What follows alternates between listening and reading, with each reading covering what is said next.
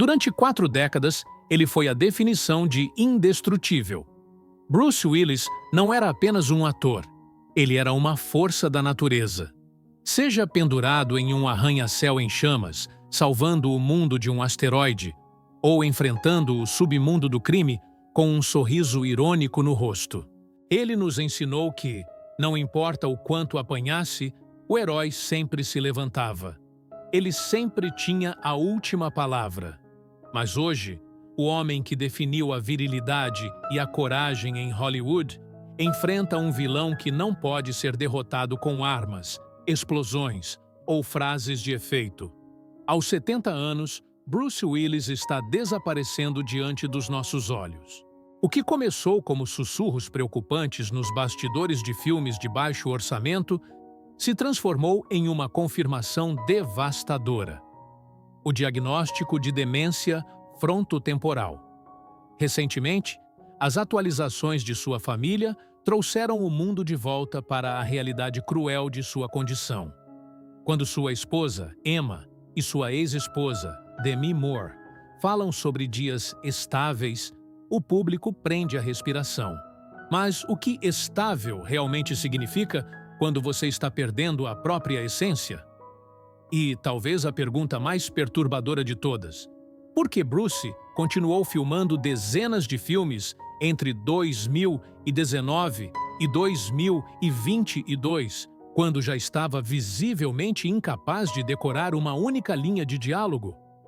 Ele estava sendo explorado? Ou estava lutando desesperadamente para garantir o futuro de sua família antes que as luzes se apagassem de vez?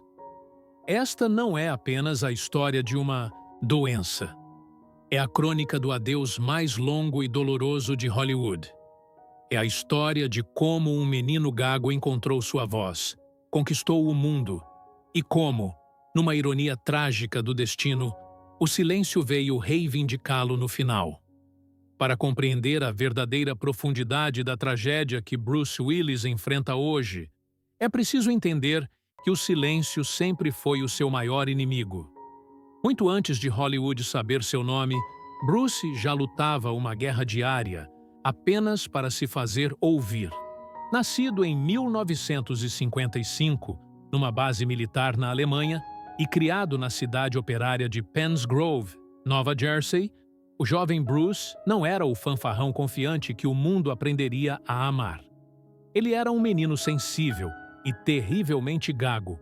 O bloqueio na fala era tão severo que ele levava minutos para completar uma frase simples.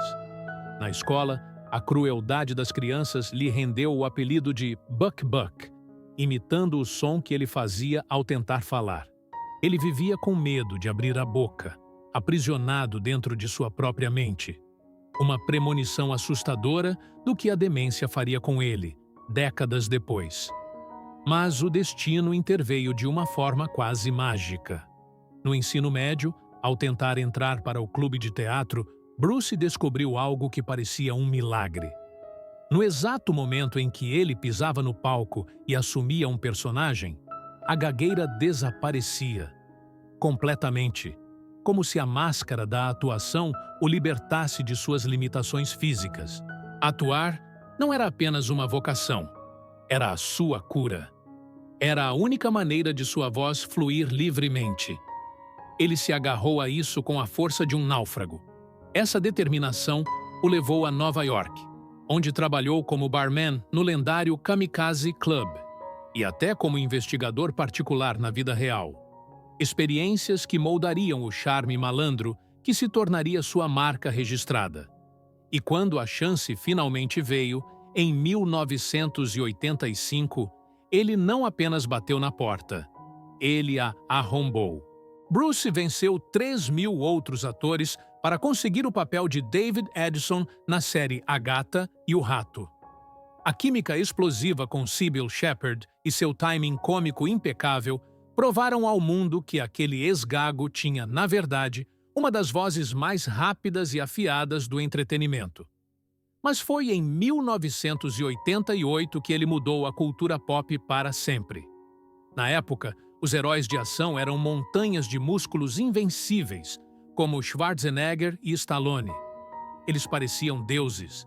Então, veio Bruce Willis em Duro de Matar. Seu personagem, John McClane, não era um super soldado. Era um cara comum, cansado, descalço, sangrando e reclamando o tempo todo.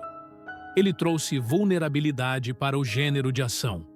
Ele nos fez acreditar que o herói poderia se machucar, poderia falhar, mas continuaria avançando. Durante os anos 90 e 2000, Bruce consolidou seu status de ícone intocável. De Pulp Fiction a O Sexto Sentido, ele provou que podia fazer tudo. Ele acumulou sucessos, fortuna e adoração global. Parecia que a voz que ele lutou tanto para libertar na infância jamais seria calada novamente. No entanto, por volta de 2015, as rachaduras na armadura começaram a aparecer, quase imperceptíveis a princípio. O homem conhecido por sua sagacidade rápida começou a parecer lento. Aquele brilho travesso nos olhos começou a dar lugar a um olhar vago. E assim, entramos no capítulo mais sombrio e misterioso de sua carreira. Os anos em que Hollywood começou a sussurrar que algo estava terrivelmente errado, enquanto Bruce se lançava em uma maratona frenética e inexplicável de filmes. Se você navegou pelos serviços de streaming ou prateleiras de lançamentos entre 2018 e 2022, provavelmente notou algo estranho. O rosto de Bruce Willis estava em toda parte. Eram dezenas de filmes com títulos genéricos como Sobrevivente, Emboscada, Fortaleza ou Vingança. Mas ao assistir aos filmes, a realidade era desconcertante.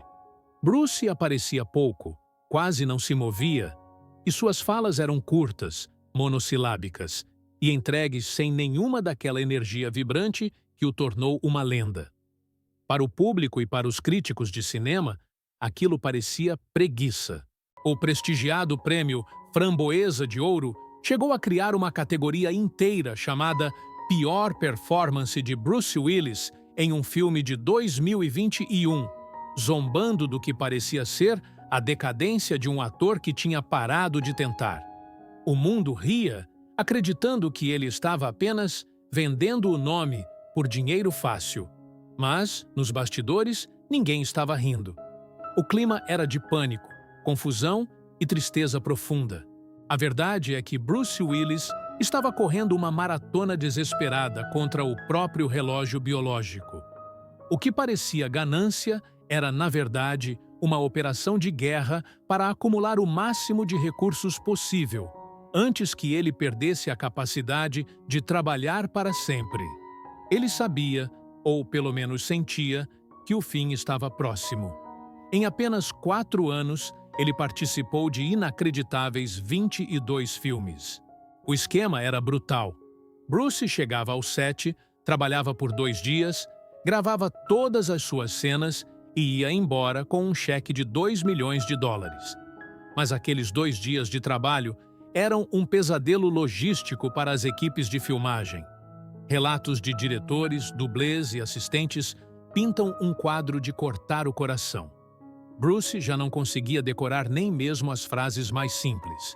O uso de um ponto eletrônico no ouvido, um dispositivo onde um assistente lia as falas para ele repetir, deixou de ser um auxílio e tornou-se uma necessidade vital. Aquele ator que improvisava diálogos brilhantes em A Gata e o Rato, agora precisava que alguém soprasse em seu ouvido palavras como sim, não ou abaixe-se. Em um set específico, a situação cruzou a linha do perigo físico. Durante as filmagens de Hard Kill em 2020, a atriz Lala Kent relatou um momento aterrorizante. Bruce deveria dizer uma fala de deixa e só então disparar uma arma cenográfica. Mas o cérebro dele não processou a ordem. Ele disparou a arma antes da hora, e ele fez isso 2 vezes. Por pura sorte, ninguém foi atingido, mas o incidente enviou um calafrio pela espinha de toda a indústria.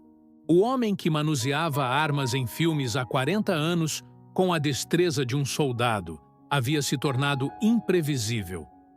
Em outro set, O de Midnight in the Switchgrass, o diretor Randall Emmett, que trabalhou com Bruce em vários desses filmes finais, foi visto frustrado, tentando fazer com que Bruce simplesmente chutasse uma porta.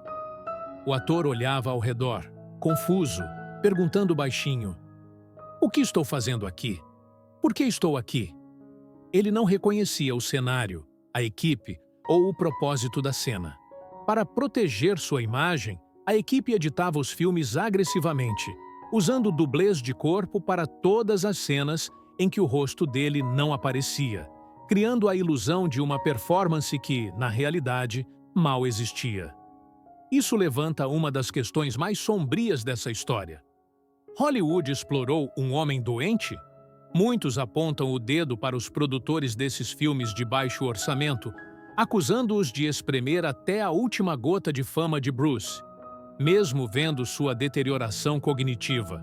Havia rumores de que seus agentes e manipuladores o empurravam de um set para outro, como uma marionete lucrativa.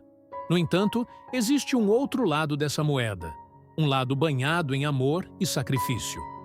Fontes próximas à família sugerem que Bruce queria trabalhar, que estar no set lhe dava um senso de normalidade, enquanto seu mundo desmoronava.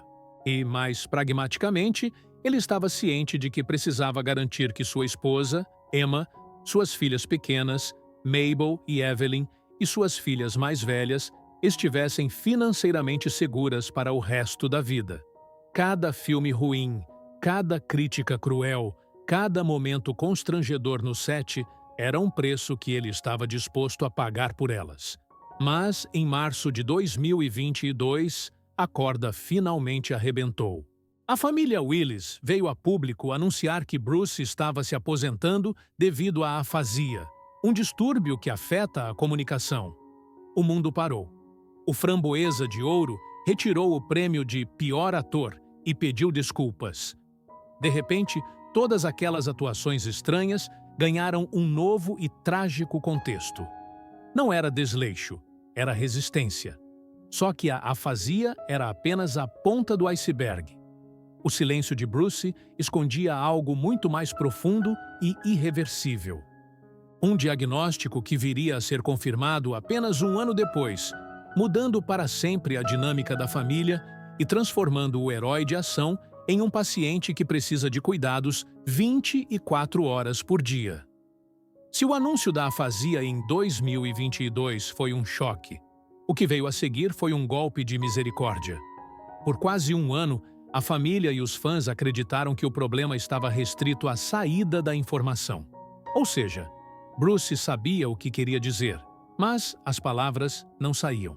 Havia uma esperança silenciosa de que, com terapia, ele pudesse recuperar parte de sua comunicação. Mas, no início de 2023, essa esperança foi substituída por uma certeza brutal. Os médicos confirmaram que a afasia era apenas um sintoma de algo muito maior e mais devastador: demência frontotemporal, ou FTD. Ao contrário do Alzheimer, que é famoso por apagar memórias, a FTD é um ladrão mais cruel. Ela ataca os lobos frontal e temporal do cérebro, áreas responsáveis pela personalidade, comportamento e linguagem.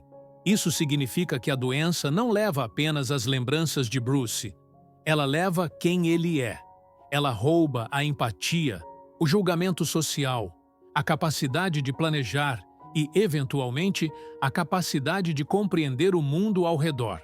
Para um homem que construiu sua vida baseada no carisma e na conexão com o público, não existe destino mais trágico. A revelação trouxe uma nova protagonista para esta história: Emma Heming Willis. A esposa de Bruce, que até então vivia uma vida discretamente glamurosa, viu-se trucidada para o papel mais difícil de sua vida.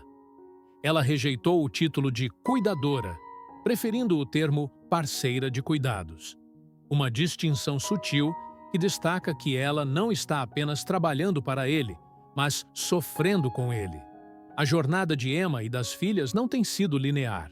Em agosto de 2025, a família enfrentou uma tempestade de controvérsia, quando surgiram relatos de que Bruce havia sido transferido para uma residência com cuidados 24 horas. A internet, sempre rápida em julgar, questionou se a família estava abandonando o ator. A realidade, porém, era muito mais dolorosa. Emma teve que tomar a decisão impossível de priorizar a segurança física de Bruce e a saúde mental de suas filhas pequenas, Mabel e Evelyn, que precisavam crescer em um ambiente que não fosse inteiramente consumido pela sombra da doença terminal do pai. E não foi apenas a esposa atual que sentiu o peso da mudança. Tallulah Willis, filha de Bruce, com Demi Moore, compartilhou um relato de partir o coração sobre os primeiros sinais da doença. Anos antes do diagnóstico, ela percebeu que o pai estava distante e pouco responsivo. Na época, lutando com suas próprias inseguranças, Tallulah acreditou que Bruce simplesmente não gostava mais dela. Ela pensou que ele havia seguido em frente com sua nova família e a deixado para trás. A verdade, que o cérebro dele já estava morrendo e incapaz de processar emoções complexas, trouxe uma culpa devastadora, mas também uma nova forma de perdão. Hoje, no final de 2025, a condição de Bruce é descrita como estável, uma palavra que médicos usam quando não há melhora, apenas a ausência de um colapso imediato.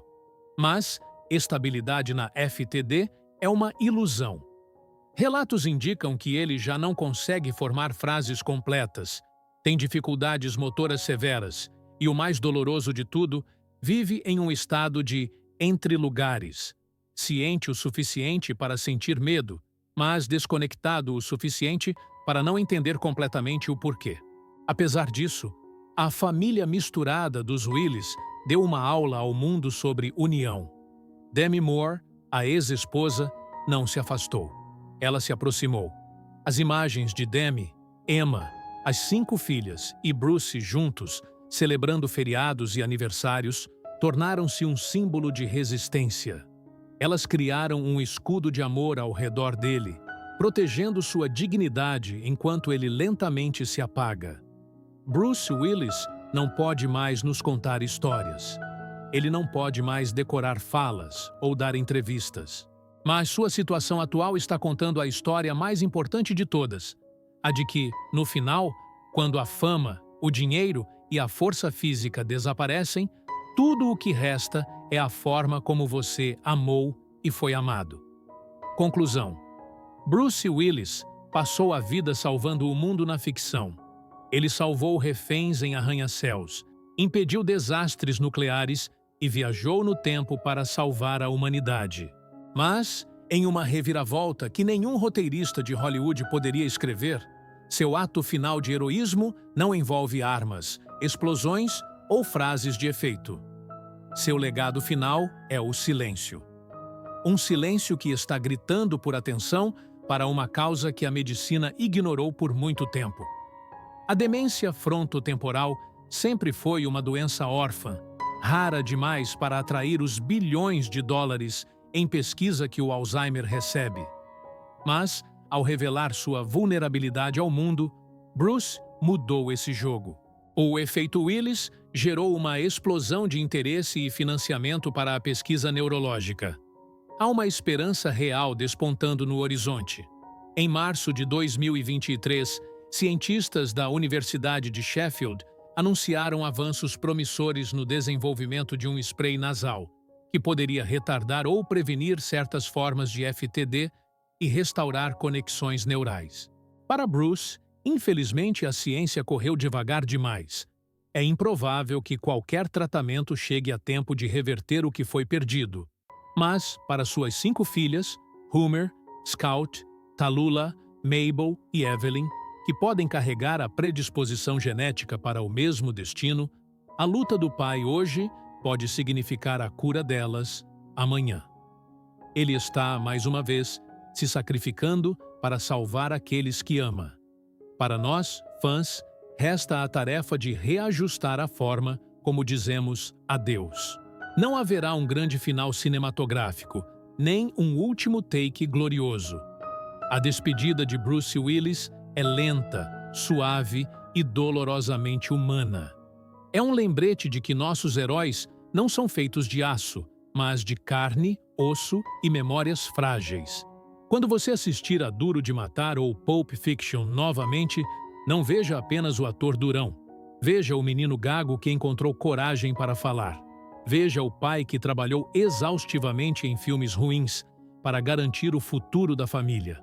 Veja o homem que, mesmo mergulhando na névoa do esquecimento, conseguiu unir uma família inteira em torno do amor incondicional.